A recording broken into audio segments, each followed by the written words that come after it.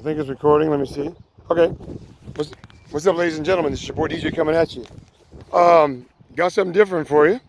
Another Razor product. Me and my partner here, Devion Howard, are going to be doing some testing with it. I notified Razor like a year ago and asked them if they could send me a demo unit of this scooter so I could check it out and give them a good review, because I'm into electric e-vehicles. That's my custom Razor E300, which is very nice, lithium-ion batteries. I get approximately 17 miles off of it. It has a 350 watt motor. So also, I cut out a wooden deck and put on it, and I added the luggage box, the basket from Walmart, my horn.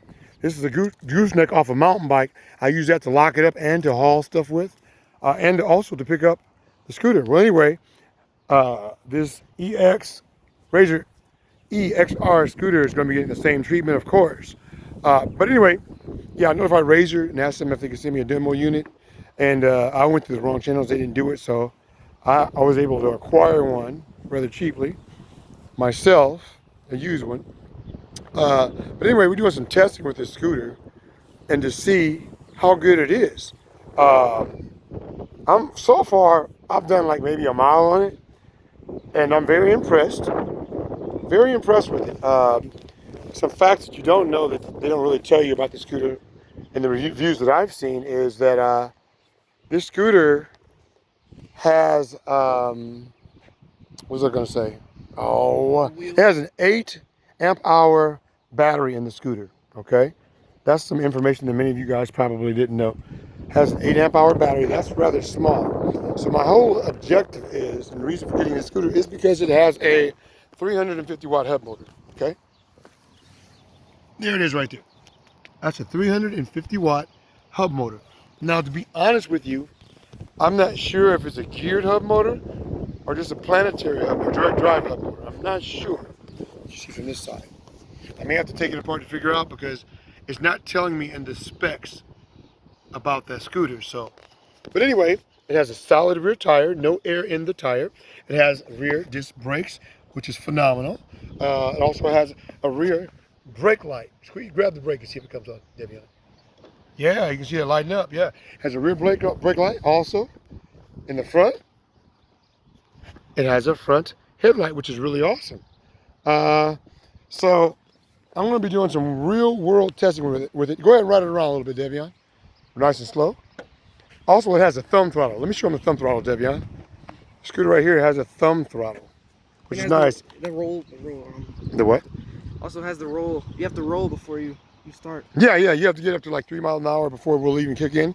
Now, a lot of people would think that that's, they won't like that probably, right? Well, I'm here to tell you that's a great idea. The reason is, you can really get hurt. Like, this is my scooter here.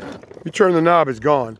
I've let people ride the scooter before, and I've warned them about the throttle, and they grab it, and they turn the throttle, and this thing is doing stand-up wheelies on them, bouncing off the rear tire.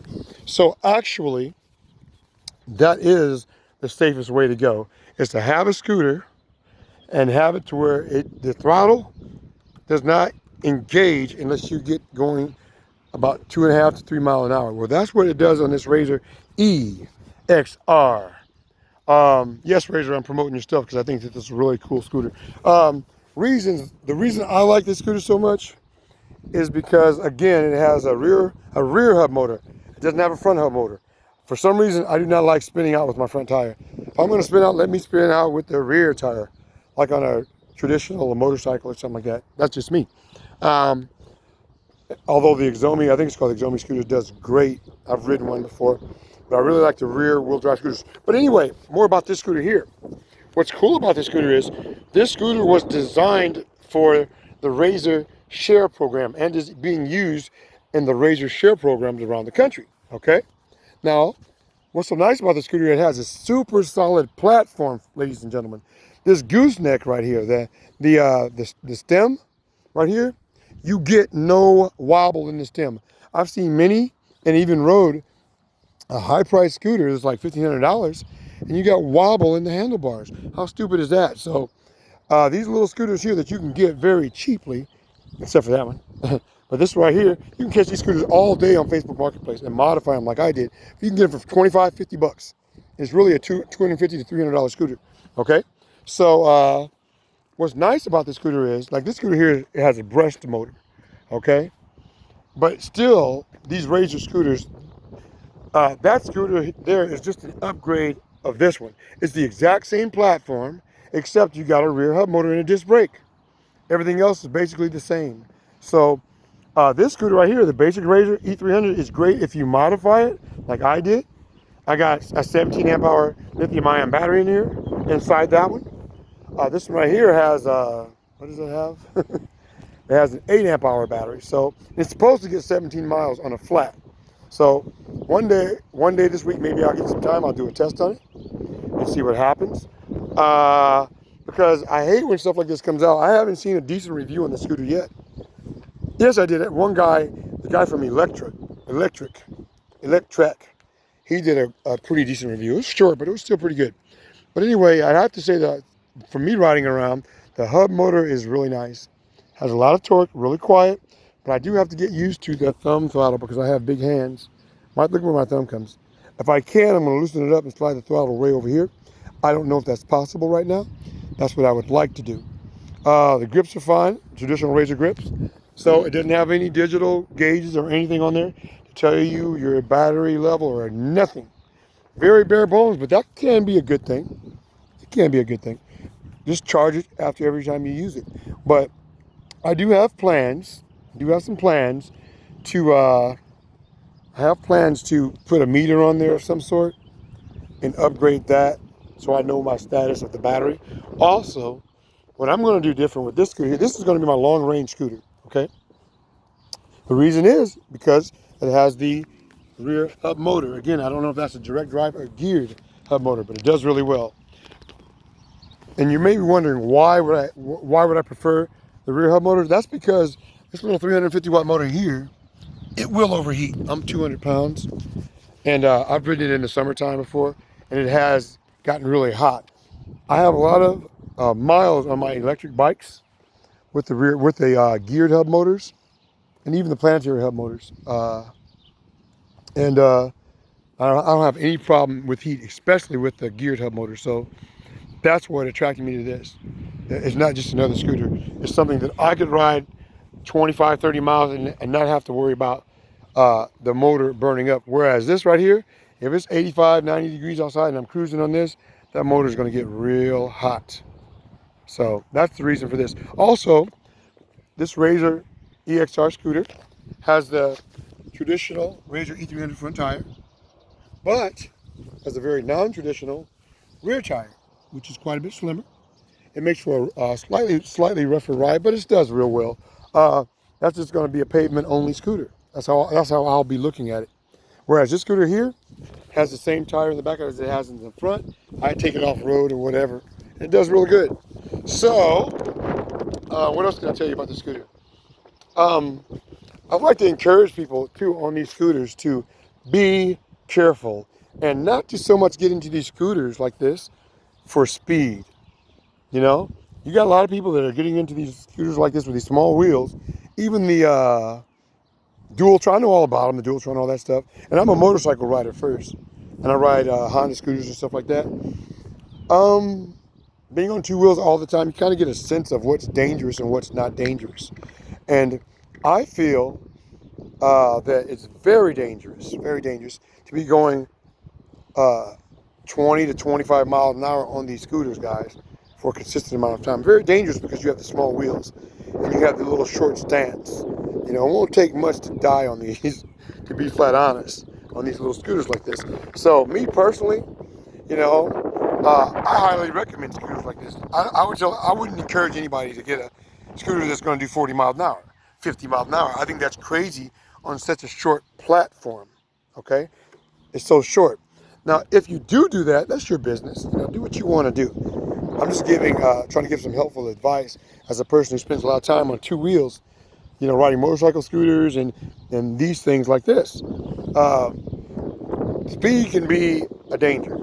I'd like to see companies focus more on the 15 mile an hour range, 15 to maybe 17 or even 18 miles an hour, no more than 20 mile an hour scooters, and give a 150-mile range. You know, instead of making these scooters do 30, 28 mile an hour, that's crazy. Look how small those wheels are. You hit a pothole, it's over. You're probably gonna die. But me myself, I enjoy just cruising around 8 and 5 mile an hour. The fun part is the constant movement. You know, you can enjoy nature or whatever else. Like me and my partner here, Devion, just cruising around, checking out this new Reveiw EXR scooter. Yeah. So I hope you guys learned something from this review. It's not over yet either. I mean, when I got the scooter, before I ever rode it, first thing I did was plug it up, and I removed the deck, and I checked out to see how the layout was. It's a very basic layout under the deck. You got your battery, which is kind of like a cylinder, is like this. Battery starts here and goes down like this, and it stops about right here. That's the battery in a black case. And then you have a simple positive, negative wire going to the controller, and you have a positive and negative wire connected to this power port here in order to charge the scooter. Very basic. So what I'm going to do is this thing is supposed to get 17 miles off an 8 amp hour battery pack on flats. What I'm going to do is I'm going to modify it and add like 3 battery packs to that, but it's going to be optional. I'm going to have a power wire from the battery coming up here so I can merge 2 to 3 4.4 amp hour batteries, battery packs to what I have. It's going to be the same voltage, and that will increase my range dramatically.